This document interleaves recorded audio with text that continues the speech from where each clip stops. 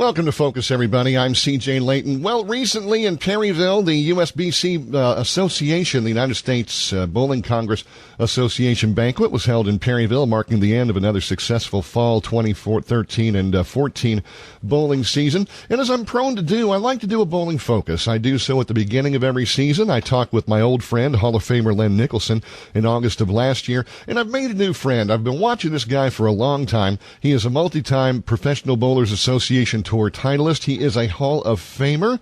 He is currently bowling on the senior circuit, what's now called the PBA 50 Tour, and he is the expert color analyst, and I do mean expert, for ESPN Television, Extra Frame, and Storm Venues, and my guest is Randy Pedersen. We start off this first segment of my interview with Randy Pedersen talking about the early days, coming into professional bowling straight from the juniors, and according to my new friend, things weren't exactly what he thought they might be. You know, I was some hotshot kid out of Southern California thinking I knew how to bowl, and came right out of the junior ranks and said I was going to take the PBA Tour by storm, and went out on the tour in '81, and I had no idea how to bowl, and the PBA Tour taught me a real quick lesson. It didn't take long for me to figure out that this hot shot wasn't so hot, and I had a lot of work to do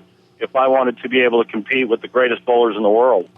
You know, not only that, but things were transitioning at about that time period. Let's say from 1980, when you joined, to around 1984, 85, the equipment was changing. Now, getting away from the yellow dots of the day into the urethane balls, and I'm sure that had an effect too.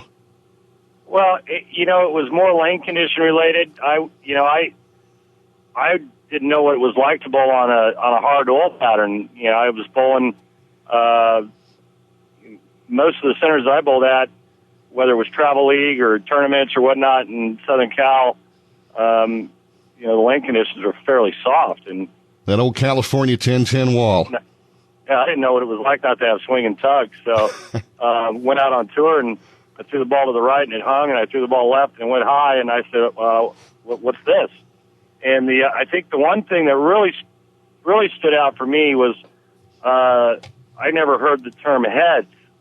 And the heads on tour hooked, and you had to have the right hand and the right touch to get the ball through the front part of the lane. And I never had that experience in my life. I didn't know what that was. And saw my ball hooking early, and I was like, "What the heck is this?"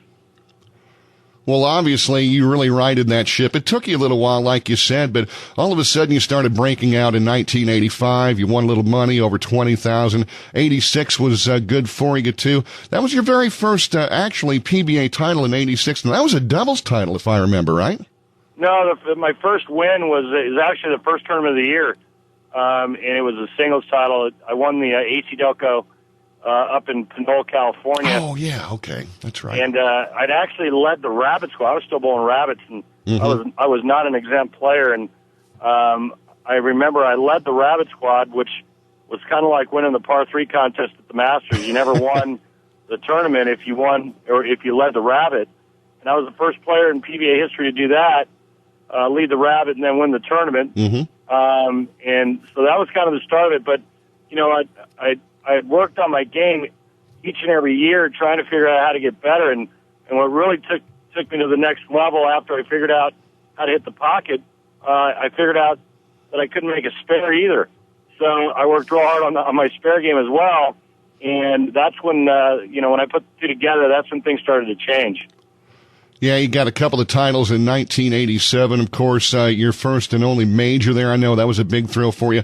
$100,000 in 87 and then 113 plus, almost 114 in 89. So from the space of 9 years, from 1980 to 1989, it looks like you learned a little bit. Yeah, no, those years from 86 to 89 were pretty good years for me. And, I won back-to-back events in my first major in 87, and, I had it going on, and then then we transitioned again with reactive resin, and I still did pretty good, still winning and whatnot, and then towards the end of the 2000s, my Brunswick contract was coming to an end, wasn't bowling very good, and left Brunswick and joined the Storm Pro staff, and I've been with Storm for 13 years now, and that's been probably the best experience of my life in terms of working for a manufacturer. Unfortunately, for my bowling career, I was on kind of the downside of my bowling career. That my last title on the big tour came in 2002. So, but I still work for Storm today, and it's been a great run. I'll tell you what, I love Storm bowling products myself, Randy. I don't mind giving Storm a plug one single bit.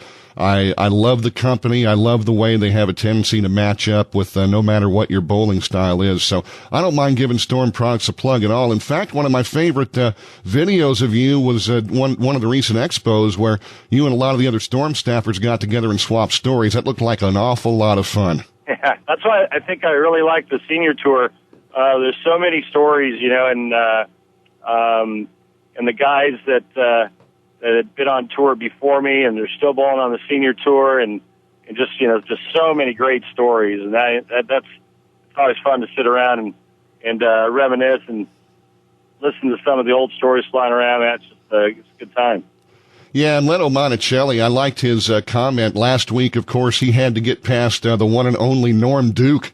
Of all people, this is the caliber, and I'll get into this in a second. This is the caliber of the PBA 50 Tour right now. Here's Amleto having to get past Duke like he did in the 80s and the 90s, and Amleto says, hey, man, the pressure is just as real as it always was. This isn't like the PBA 50 Tour. This is like bowling back in the day. Yeah, no, the PBA 50 Tour is a real deal. There's a lot of really good bowlers on that tour, and there's no gimmies anymore on that tour. You still have Walter Ray, who knocked me out of match play last week in 5 games. You've got Amleto, now you've got Duke, you've got Weber, you've got Parker. Scroggins is eligible now. You got myself. Bobby Learn, unfortunately, has got a really bad wrist injury, and that's the only thing that's holding him back. But there is a lot of really good bowlers. Yeah, indeed. Talking about injuries, too, how much, I know you had some left knee problems, Randy. I've had them, too. How much did that lead to kind of your problems in the 2000s? Well, it was all of it. It basically knocked me out of the sport about the middle of the 2000s, and then I'd already had one knee surgery. Then I had my second knee surgery in 2009, and then I had my third knee surgery in 2011. And the third knee surgery I had, actually, I went to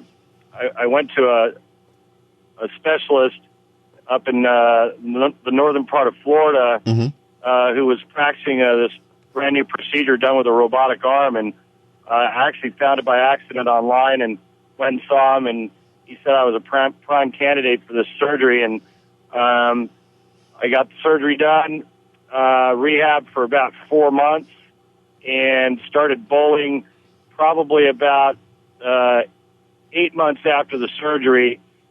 I still had some knee pain. I went to another specialist who did the PRP injections into my knee, which is the blood spinning. Yeah. And after my second treatment, I was pain-free for the first time in about 5 years. Oh, that had to feel fantastic. Yeah, it was great, man. I was like, wow, I can actually walk without pain. Hey, let me try this bowling thing. A couple of buddies talked me into bowling league, and I said, yeah, sure, why not? And started bowling league, started averaging, pretty good, bowled a couple 300s and 800s, and I said, shoot, let me go bowl a senior event. So I went to Dayton, Ohio, working for Storm, and the proprietor there, Mike Irwin, said, hey, the senior tour's coming into town after this little junior gig you're working. I want you to bowl the tournament. I said, I don't want to bowl the tournament. He goes, no, come on, you got to bowl the tournament. So he talked me into bowling the tournament, and I shot 147 my first game. I was in dead last, and I said, this is the biggest mistake of my life, and I ended up winning the tournament. Right, exactly. Yeah, that was the title you had in 2013. What Randy's talking about here, 4 events, 4 cashes, made 3 match play, 2 TV finals, and a title. That's not bad for somebody that shot that first game, huh? Yeah, it was at the U.S. Open, I was in second pretty much the whole week, and with 8 games to go, I was in second. With 6 games to go, I was in second. I lost every game in match play that night and finished like 13th or 14th, and then had a nice run the very next week of the Masters, and So that was a nice run, and then made the show. Hammond, Indiana, lost to Walter Ray again. I can't seem to beat that guy, but then again, there wasn't a lot of people who did beat him. Right. So yeah, it's been a nice run. I made match play last week. I think I crushed him this morning over at the Villages, so I think I made match play again. And so it's kind of fun. It's a lot different, now bowling on the senior tour because I'm not doing it to make a living. Although the extra money's nice, but if you don't make it, you don't make it, and life goes on. I continue to work for Storm and work my TV gigs. So a little bit lighter atmosphere, but the competitive juices are still there, and you still want to. I want to win, and I want to bowl well, and so it's still the same kind of ingredients on a little lighter level.